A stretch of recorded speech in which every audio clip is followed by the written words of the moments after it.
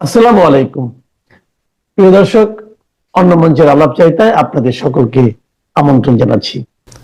এবার মার্কিন কংগ্রেস সদস্যদের প্রতিবাদ প্রতিবাদ কি নিয়ে? প্রতিবাদ আওয়ামী লীগকে নিষিদ্ধ করা নিয়ে এবং ইউনূসের একতরফা নির্বাচন আয়োজন নিয়ে।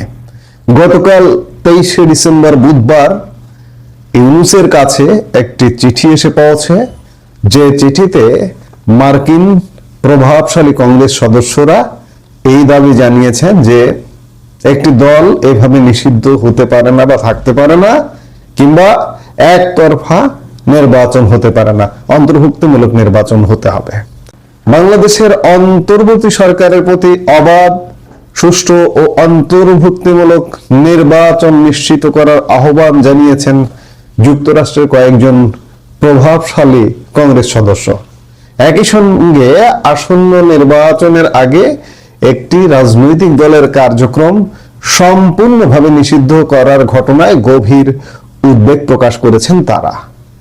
হাউস ফরেন অ্যাফেয়ার্স কমিটির র্যাঙ্কিং মেম্বার প্রতিনিধি গ্রেগরি ডব্লিউ মেক্স এবং দক্ষিণ ও মধ্য এশিয়া বিষয়ক সাব কমিটির চেয়ারম্যান বিল হুইজেন্ডা এবং র্যাঙ্কিং মেম্বার সিডনি কামলেগার বুধবার 23শে ডিসেম্বর বাংলাদেশের অন্তর্বর্তী সরকারের প্রধান উপদেষ্টা ডক্টর মোহাম্মদ ইউনূসের কাছে এই সংক্রান্ত এক চিঠি পাঠান। চিঠিতে সহস্বাক্ষর করেন জুলি জনসন ও টম সুজি। চিঠিতে কংগ্রেস সদস্যরা বলেন, বাংলাদেশে জাতীয় সংকটের মুহূর্তে আগামী বছরের ফেব্রুয়ারি নির্বাচনের লক্ষ্যে একটি অন্তর্বর্তী সরকার গঠনের দায়িত্ব গ্রহণে আপনার এগিয়ে আসাকে আমরা স্বাগত জানাই। অবাধ ও সুষ্ঠু নির্বাচন নিশ্চিত করতে এবং ব্যালটের মাধ্যমে শান্তিপূর্ণভাবে বাংলাদেশের জনগণের মতামত প্রতিফলনের পরিবেশ তৈরি করতে অন্তর্বর্তী সরকারের জন্য রাজনৈতিক মতাদর্শের সব পক্ষের সঙ্গে কাজ করা অত্যন্ত জরুরি। চিঠিতে আরো বলা হয়, রাষ্ট্রীয় প্রতিষ্ঠানগুলোর নিরপেক্ষতা ও বিশ্বাসযোগ্যতা পুনঃপ্রতিষ্ঠায় প্রয়োজনীয় সংস্কার গুরুত্বপূর্ণ। তবে সরকার যদি রাজনৈতিক দলগুলোর কার্যক্রম স্থগিত করে অথবা ত্রুটিপূর্ণ আন্তর্জাতিক অপরাধ ট্রাইব্যুনাল পুনরায় চালু করে, তাহলে এসব লক্ষ্য অর্জন সম্ভব হবে না বলে তারা উদ্বেগ প্রকাশ করেন। কংগ্রেস সদস্যরা চিঠিতে আরো বলেন, সংগঠনের স্বাধীনতা এবং সম্মিলিত দায়ের পরিবর্তে ব্যক্তিগত ফৌজদারি দায়বদ্ধতা নীতি মৌলিক মানবাধিকার হিসেবে স্বীকৃত। তাদের মতে, আইনে যথাযথ প্রক্রিয়ার মাধ্যমে যেসব ব্যক্তি অপরাধ বা গুরুতর মানবাধিকার লঙ্ঘনের সঙ্গে জড়িত বলে প্রমাণিত, তাদের বিরুদ্ধে ব্যবস্থা নেওয়ার পরিবর্তে কোন রাজনৈতিক দলের সব কার্যক্রম সম্পূর্ণভাবে স্থগিত করার সিদ্ধান্ত এসব মৌলিক নীতির সঙ্গে সামঞ্জস্যপূর্ণ নয়। খুব কড়া চিঠি।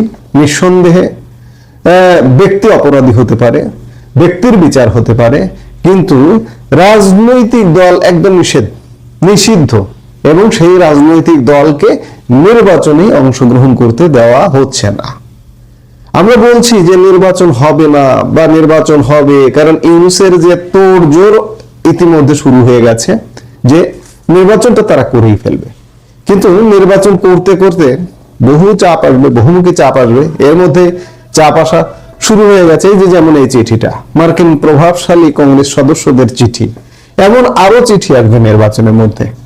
এবং ইউনূস যে অনড়, এরকম চাপ আসবে, বাংলাদেশ অগ্নিগর্ভ হবে, মারামারি হবে, কাটাকাটি হবে, লাশ পড়বে, তাও হয়তো শেষ পর্যন্ত নির্বাচনটা হয়তো 10% 15% মানুষের অংশগ্রহণে নির্বাচন করতে পারে। কারণ নির্বাচনের পরিবেশ কিংবা দেশের পরিবেশটা যদি এমনটা থাকে এবং আওয়ামী লীগ যদি খুব বড় ধরনের কর্মসূচি নির্বাচনের দিকে ডাকে, যদি না মাস্ট ডাকবে, মানুষ তো ভোট কেন্দ্রে যাবে না। তবুও 10% ভোট কেন্দ্রে গিয়ে, এমন তো কোনো আইন নাই যে 10% অংশগ্রহণ করলে সেই নির্বাচনটা বাতিল হবে, এখনো পর্যন্ত তেমন কোনো আইন নেই। তো কাজে 10% 50% মানুষ ভোট দিতে যাবে, তাদের ভোট দিয়ে একটা নির্বাচন করে দিয়ে চলে যাবে। কিন্তু সেই পার্লামেন্টটা তো টিকবে না। আমাদের অতীত অভিজ্ঞতা কি বলে? নির্বাচন যতই করতে চাক বা যতই করে ফেলুক না কেন, কয়েকদিনের জন্য হয়তো একজনকে প্রধানমন্ত্রী বানিয়ে দিতে পারে, কিন্তু ইন দ্য লং রান আন্তর্জাতিকভাবে সেটি টিকবে না, দেশীয়ভাবে টিকবে না। এই ঝুলন্ত পার্লামেন্ট দেশ চালাতে পারবে না, সেদিকেই যাচ্ছে পরিস্থিতি। এখন কংগ্রেসম্যানরা বা কংগ্রেস সদস্যরা চিঠি পাঠালেন, আরো চিঠি আসবে, এর মধ্যে আরো চাপ আসবে, আরো ফোন আসবে। তারপরেও দেখার বিষয় যে ইউনূস কি করেন, নির্বাচনটাকে এইভাবেই করে যান। তবে এটা ঠিক, এটা হল অফ করে বলতে পারি, ইউনূস কোনোভাবেই, অন্ততপক্ষে ইউনূস ক্ষমতায় থাকাকালে আওয়ামী লীগকে অংশগ্রহণের সুযোগ দিবে না, দিতে চাইবে না। কারণ আওয়ামী লীগ যদি কোনোভাবে স্পেস পায়, এই ইউনূসগণ বাংলাদেশের যে ক্ষতি করেছে, বাংলাদেশের যে ধ্বংসযজ্ঞ কায়েম করেছে, এবং আওয়ামী লীগের তো অবশ্যই কিচ্ছু থাকবে না। আমি এর আগেও বলেছি, ইউনূসের গ্রামীণ ব্যাংক, ইউনূসের কোনো অস্তিত্ব, ইউনূসের কোনো প্রতিষ্ঠান বাংলাদেশে থাকবে না। মানুষ এত ক্ষুব্ধ হয়ে গেছে, কারণ গত 1.5 বছরে জীবন শেষ করে দিয়েছে। আওয়ামী লীগের কোন নেতা অপরাধ করতে পারে, দুর্নীতি করতে পারে, চুরি করতে পারে, ডাকাতি করতে পারে? কই, আওয়ামী লীগের কোন চোর, ডাকাত, বদমাস একটা নেতাকে ধরে দুর্নীতির দায়ে বিচার হয়েছে গত 1.5 বছরে? হম্বিতম্বি আওয়ামী লীগ দল হিসেবে নিষিদ্ধ করে দিলাম। একটা চোরকে, আওয়ামী লীগের একটা চোরকে ধরে বিচার করুন, আওয়ামী লীগেররাও খুশি হবে। যারা আওয়ামী লীগের সৎ নিবেদিত প্রাণ, তারা কিন্তু খুশি হবে। ধরতে পেরেছেন একজন কেউ? পারেননি, পারবেনও না। নির্বাচনও একটা ভালো নির্বাচন করতে পারবেন না। যাই হোক, চাপ বাড়ছে, বাড়তে থাকুক, আমরা দেখতে থাকি। 20 জনকে যে সোমবার সরকারি গানম্যান দিয়েছে বলে স্বরাষ্ট্র উপদেষ্টা জানিয়েছিলেন, তার মধ্যে জামায়াতের আমির ডাক্তার শফিকুর রহমানও আছেন। কিন্তু তারেক রহমান পাবেন এসএসএফ, আর তার প্রধান প্রতিদ্বন্দ্বী যিনি নির্বাচনে হতে যাচ্ছেন তিনি কিনা পাবেন গানম্যান। এই পার্থক্যটা, এ ধরনের পার্থক্য নির্বাচনের লেভেল প্লেইং ফিল্ড নষ্ট করবে, এটাই কিন্তু জামায়াতে ইসলামী এতদিন ধরে ব্যাপক আপত্তি সরকারকে জানিয়ে আসছিল। কিন্তু এখন যা পরিস্থিতি, তাতে সরকারের সেটা শোনবার কোনো অবস্থা নাই। সরকার বিবেচনা করছে এখনো যে কি করে তারা এসএসএফ সুবিধা তারেক রহমানকে আশা মাত্র দিতে পারে। বাংলাদেশের রাজনীতির দৃশ্যপট এত দ্রুত বদলাচ্ছে যে যেই তারেক রহমান, বিএনপির ভারপ্রাপ্ত চেয়ারম্যান, মাসখানেক আগেও দেশে ফেরার জন্যে কোনো তরফে কোনো গ্রিন সিগন্যাল বা উৎসাহ পাচ্ছিলেন না, এবং মা খালেদা জিয়া যখন চরম রোগগ্রস্ত অবস্থায় গিয়ে হাসপাতালে ভর্তি হলেন, তখন রীতিমতো দেশবাসীকে এবং দলের নেতাকর্মী সমর্থকদের কৈফিয়ত দিয়ে তাকে লিখতে হলো যে তার দেশে ফেরার বিষয়টি যেহেতু তার একার ওপরে নির্ভরশীল নয়, এবং ঠিক কী কারণে তিনি ফিরতে পারছেন না সে বিষয়টাও তার পক্ষে ব্যাখ্যা করা সম্ভব নয়। তিনি শুধু এটুকু জানাতে চান যে তিনি খুব শিগগিরই দেশে ফিরতে আশাবাদী। এরপর থেকেই ঘটনা প্রবাহ খুব দ্রুত বদলাতে থাকে, এবং ওসমান হাদি গুলিবিদ্ধ হওয়ার পর দিন মির্জা ফখরুল ইসলাম আলমগীর জানান যে তারেক রহমান অবশেষে 25শে ডিসেম্বর ঢাকায় ফিরছেন। ওসমান হাদি গুলিবিদ্ধ হওয়ার ঘটনার পর বাংলাদেশে যে ধরনের প্রতিক্রিয়া হয়েছে, ওসমান হাদির পক্ষের সহকর্মী, রাজনৈতিক নেতৃবৃন্দ, কর্মী, সমর্থক, তারা যে ধরনের প্রতিক্রিয়া দেখিয়েছে, রাজপথে যে ধরনের বিক্ষোভ করেছে, এবং সর্বশেষ ওসমান হাদির মৃত্যুর পর এই ঘটনার প্রতিক্রিয়ায় রাতভর বাংলাদেশে দুটো সংবাদপত্র এবং সাংস্কৃতিক সংগঠন, ছায়ানট সহ বিভিন্ন জায়গায় যেভাবে ভাঙচুর চালানো হয়েছে, তাতে তারেক রহমানের জন্য অধীর প্রতীক্ষায় অপেক্ষা শুরু করেছে বাংলাদেশের শীর্ষস্থানীয় সংবাদ মাধ্যম প্রথম আলো, ডেইলি স্টারের 2 সম্পাদক তো বটেই, বাংলাদেশে অবস্থিত বিদেশি রাষ্ট্রদূতেরা এবং দূতাবাসগুলোও বটে। এই অবস্থায় সরকার যেসব কথায় গড়িমসি করে এতদিন ধরে তারেক রহমানের আশা আটকে রাখছিল, মানে নিরাপত্তা কিভাবে তাকে দেওয়া হবে সে বিষয়টা নিয়ে এক রকমের উদ্বেগ, তারপর এত বড় একজন নেতা এলে যে ধরনের ভিড় হবে সে ভিড় সরকার সামাল দিতে পারবে কিনা, নির্বাচনের আগে এই ভিড় ভাট্টা কিংবা তারেক রহমানকে ঘিরে যে উৎসাহ উদ্দীপনার সৃষ্টি হবে সেটা রাজনীতিতে বা রাজনৈতিক ক্ষেত্রে যে ধরনের এক রকমের প্রভাব তৈরি করবে সেগুলো নিরাপত্তাজনিত দৃষ্টি থেকে দেখে সামাল দেওয়া সম্ভব হবে কিনা, এসব কথা যেমন সরকার বলে আসছিল বিএনপি সহ তারেক রহমানকে, এবং তারেক রহমানের নিরাপত্তার দায়িত্ব নিতে আসলে পূর্ণাঙ্গভাবে রাজি হচ্ছিল না, ঠিক তেমনি ভাবে তারেক রহমান দেশে এলে তিনি যে ধরনের প্রভাব তৈরি করবেন তা অন্য রাজনৈতিক দলগুলোর জন্য লেভেল প্লেইং ফিল্ড নষ্ট করবে, এবং সে কারণে অন্য রাজনৈতিক দলগুলো আসলে তারেক রহমানকে কোনো বিশেষ ব্যবস্থায় দেশে ফিরিয়ে আনতে উৎসাহিত করছে না সরকারকে, বরং এক রকমের বাধা সৃষ্টি করছে, তাদের এক রকমের আপত্তি জানাচ্ছে। সরকারের দিক থেকে বরাবরের স্ট্যান্ড বা বরাবরের অবস্থান ছিল সেটা, কিন্তু এখন যখন ওসমান হাদির মৃত্যুর পর সরকার 10-12 লাখ লোকের সমাবেশ, মানে ওসমান হাদির জানা যায় যে বিক্ষুব্ধ শোকগ্রস্ত মানুষের সমাবেশ হয়েছিল, সেটা যখন সরকার সামাল দিয়ে ফেলতে পেরেছে, তখন সরকারের পক্ষে সেই অজুহাতগুলো দেওয়া খুব অসম্ভব হয়ে পড়ছে। এখন বিএনপির জন্য ভীষণ নির্ভেজাল হয়েছে তারেক রহমানের জন্য তার আগমন উপলক্ষে সকল রকম আয়োজন করার বিষয়টি। সরকারের পক্ষ থেকে এখন রীতিমতো তারেক রহমানের জন্য সর্বোচ্চ নিরাপত্তা নিশ্চিত করার এক রকমের আলাপ আলোচনা, ব্যবস্থা করা যায় কিনা সেসব নিয়ে সভা এসব চলছে, কারণ বিদেশি দূতাবাসগুলোর তরফেও খুব শিগগিরই যথাসম্ভব প্রস্তুতি নিয়ে তারেক রহমানকে যথাসাধ্য মর্যাদায় ফিরিয়ে এনে দ্রুত নির্বাচন করে বিএনপির হাতে, তারেক রহমানের হাতে এক রকমের ক্ষমতা তুলে দেওয়ার চাপ আছে ডক্টর ইউনূস সহ তার সরকারের উপরে। মার্কিন যুক্তরাষ্ট্রের নিযুক্ত দক্ষিণ ও মধ্য এশিয়ার বিশেষ দূত সার্জিও গোর ডক্টর ইউনূসকে ফোন করেছিলেন এই মঙ্গলবারেও, এবং তিনি ফোন করে স্পষ্ট করে জানতে চেয়েছেন যে বাংলাদেশের নিরাপত্তার পরিস্থিতিটা কি। ডক্টর ইউনূস সরকার সত্যিকার অর্থে এই নির্বাচনে সকল প্রার্থীর, এবং মনে রাখবেন তারেক রহমান একজন গুরুত্বপূর্ণ প্রার্থী এই নির্বাচনের, এবং তিনি জানতে চেয়েছেন সার্জিও গোর যে ডক্টর ইউনূস সরকার সত্যি নির্বাচনে সকল প্রার্থীর নিরাপত্তা নিশ্চিত করে ফেব্রুয়ারি মাসেই নির্বাচন অনুষ্ঠান করতে পারবে কিনা, এবং ফেব্রুয়ারির মধ্যে নির্বাচিত সরকারের হাতে ক্ষমতা দিয়ে অন্তর্বর্তীকালীন সরকার ইউনূস সরকার সরে যাবে কিনা।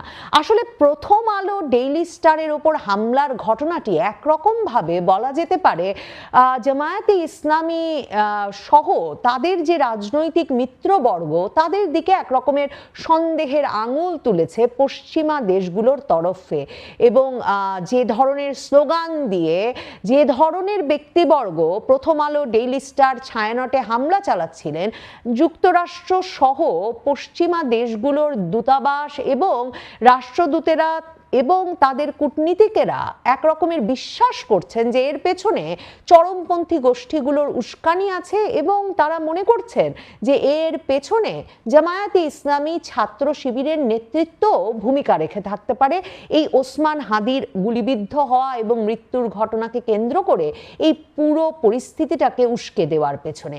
এ কারণে মতিউর রহমান মাহফুজ আনাম, প্রথম আলো সম্পাদক, ডেইলি স্টার সম্পাদক, তারা যে শুধু তাদের পোড়া ভাঙা যে অফিস কর্মস্থল সেটা দেখাতে পশ্চিমা রাষ্ট্রদূতদের ডেকে নিয়ে আসছেন তাই নয়, তারেক রহমানের স্বদেশ প্রত্যাবর্তন কমিটির আয়োজনে এক সমাবেশে গিয়ে মতিউর রহমান সেখানে গিয়ে বলে এসেছেন যে তারেক রহমান যদি আরো আগে ফিরতে পারতেন ভালো হতো, আর মাহফুজ আনাম বলে এসেছেন যে তারেক রহমানের নেতৃত্বেই তারা ভবিষ্যৎ বাংলাদেশের একটা ছবি দেখতে পাচ্ছেন। এখন আসলে এক রকমের অনেকগুলো গোষ্ঠীর জন্য, যারা নভেম্বর পর্যন্ত তারেক রহমানকে প্রধানমন্ত্রী হিসেবে মানতে পারছিল না এবং যেই ফলশ্রুতিতে তারেক রহমানকে বিএনপির মনোনয়ন ঘোষণার সময় নভেম্বরের 4 তারিখে তার মা খালেদা জিয়ার জন্য 3টি আসন রাখতে হলো এবং তার জন্য একটা আসন তিনি রেখেছিলেন, কারণ তখনও বিএনপি একরকমের এই বিদেশি বিভিন্ন দূতাবাস, মানে পশ্চিমা দেশ, ভারত তো বটেই, অন্যদিকে বাংলাদেশের সুশীল সমাজের প্রতিনিধি মানে মতিউর রহমান, মাহফুজ আনাম সহ প্রভাবশালী ব্যক্তিবর্গ, বাংলাদেশের ব্যবসায়ী সম্প্রদায়, এদের প্রত্যেকের কাছ থেকে এমন মতামত পাচ্ছিল যে বিএনপি যাতে ক্ষমতায় এলে প্রথমত খালেদা জিয়াকে প্রধানমন্ত্রী বা খালেদা জিয়াকে সামনে রেখেই নির্বাচনে যায় এবং সরকার গঠন করে, তারপর তারেক রহমান দেশে ফিরে একরকমের দায়িত্ব নিতে পারেন।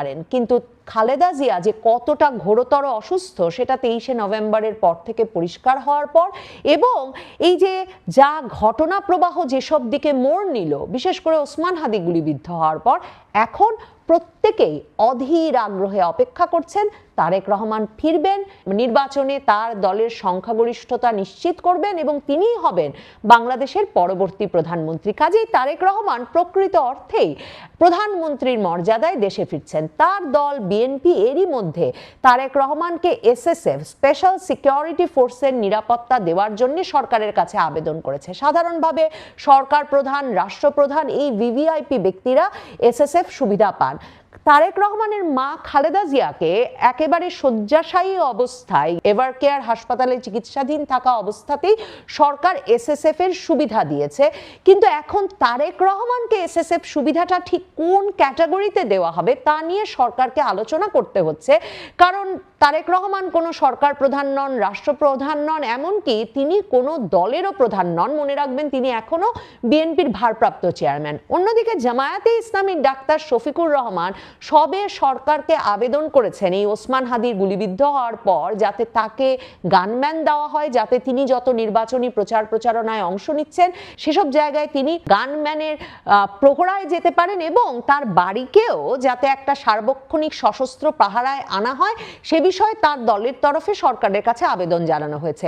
সরকার এই আবেদন শুনে 20 জনকে যে সোমবার সরকারি গানম্যান দিয়েছে বলে স্বরাষ্ট্র উপদেষ্টা জানিয়েছিলেন, তার মধ্যে জামায়াতের আমির ডাক্তার শফিকুর রহমানও আছেন। কিন্তু তারেক রহমান পাবেন এসএসএফ আর তার প্রধান প্রতিদ্বন্দ্বী যিনি নির্বাচনে হতে যাচ্ছেন তিনি কিনা পাবেন গানম্যান। এই পার্থক্যটা, এ ধরনের পার্থক্য নির্বাচনের লেভেল প্লেইং ফিল্ড নষ্ট করবে, এটাই কিন্তু জামায়াতে ইসলামী এতদিন ধরে ব্যাপক আপত্তি সরকারকে জানিয়ে আসছিল। কিন্তু এখন যা পরিস্থিতি তাতে সরকারের সেটা শোনবার কোনো অবস্থা নাই। সরকার বিবেচনা করছে এখনো যে কি করে তারা এসএসএফ সুবিধা তারেক রহমানকে আশা মাত্র দিতে পারে। একদিকে সরকার যেমন বলছে যে দেশে ফিরে তিনি 196 নম্বরের যে বাড়িটায় উঠবেন, সরকারের দেওয়া যে বাড়িটায় উঠবেন, সেই বাড়িটাকে ব্যাপক নিরাপত্তার বলয়ে রাখা হয়েছে। কিন্তু তিনি যদি ওই বাড়িতে না থেকে তার পাশেই খালেদা জিয়া যে বাড়িতে আছেন সেই ফিরোজায় ওঠেন, তাহলে তারেক রহমানও কিন্তু খালেদা জিয়ার পরিবারের সদস্য হিসেবে নিরাপত্তার সুবিধা পেতে পারেন। কিন্তু সেটা এই মুহূর্তে তারেক রহমানদের সিদ্ধান্ত নয়। তিনি স্ত্রী কন্যা নিয়ে ফিরছেন। জুবাইদা রহমান এরই মধ্যে আবার লন্ডনে ফিরে গেছেন যাতে তারেক রহমানের সঙ্গে ফিরতে পারেন এবং তাদের সঙ্গে ফিরছেন তাদের কন্যা জাইমা রহমানও। তো তারা যখন ফিরছেন, ফিরে তারা 196 নম্বরের বাড়িটাতে উঠবেন। বিএনপি দলের পক্ষ থেকে বলা হচ্ছে যে এই পুরো বাড়িটাতে তারা চেয়ারম্যান সিকিউরিটি ফোর্স, তাদের দলের যে বিশেষ নিরাপত্তা ব্যবস্থা তারা গড়ে তুলেছেন, চেয়ারপারসন সিকিউরিটি ফোর্স সিএসএফ, সশস্ত্র বাহিনীর অবসরপ্রাপ্ত কর্মকর্তা ও সদস্যদের নিয়ে তারা ওই বাসভবনের সুরক্ষা নিশ্চিত করতে যথেষ্ট কাজ করছেন। কিন্তু তারা বলছেন তারেক রহমান যখন চলাফেরা করবেন, নির্বাচনী গণসংযোগে যাবেন বা লোকের সঙ্গে মিশবেন, তখন তার নিরাপত্তা নিশ্চিত করবার জন্য সচল অবস্থায় তার নিরাপত্তা নিশ্চিত করবার দক্ষতা এই চেয়ারপারসন সিকিউরিটি ফোর্সের নাই। সেই নিরাপত্তাটা সরকারকে নিশ্চিত করতে হবে এসএসএফ দেওয়ার মাধ্যমে, স্পেশাল সিকিউরিটি ফোর্স দেওয়ার মাধ্যমে, এবং সরকারকে এখন সেটাও বিবেচনা করে দেখতে হচ্ছে।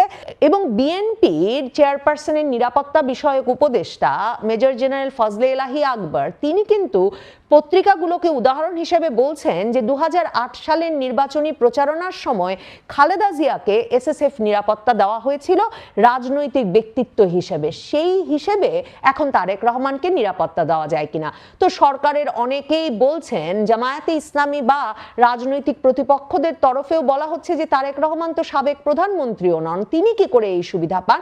কিন্তু সরকার তবু বিবেচনা করছে, সরকার আপাতত 2000 পুলিশ মোতায়েন করেছে শুধুমাত্র বিমানবন্দরে নামলে তারেক রহমানকে ঘিরে যাতে বিশেষ নিরাপত্তা বলয় নিশ্চিত করা যায় সেটুকুর জন্য। এবং পুলিশ বলছে যে দেশে ফেরার পর তারেক রহমান এক জায়গা থেকে আরেক জায়গায় গমনাগমনের সময় পুলিশের বিশেষ প্রোটেকশন সহ বিশেষ নিরাপত্তাও পাবেন। এবং ঢাকা মেট্রোপলিটন পুলিশ সংবাদ মাধ্যমকে পুরোটা খুলে বলতে চাইছে না যে কিভাবে তারা তারেক রহমানের বাসভবন এবং অফিসে কয়েক স্তরের নিরাপত্তা নিশ্চিত করবেন। তারেক রহমান নির্বাচনী কার্যক্রম পরিচালনা করবেন, সেজন্য কিন্তু গুলশানে তার জন্য একটা বিশেষ নির্বাচনী অফিসও নেওয়া হয়েছে বিএনপির তরফে।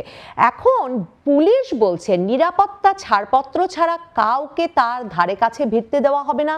পুলিশের কোন কোন সদস্য তারেক রহমানের ডিউটি করবেন সেজন্য ব্যাপক ভেটিং প্রক্রিয়া গত কয়েক সপ্তাহ ধরেই, মানে তারেক রহমান ঘোষণা করেছেন যখন 25শে ডিসেম্বর ফিরবেন, মানে এই গত সপ্তাহ দেড়েক ধরেই পুলিশের মধ্যে বলবৎ আছে।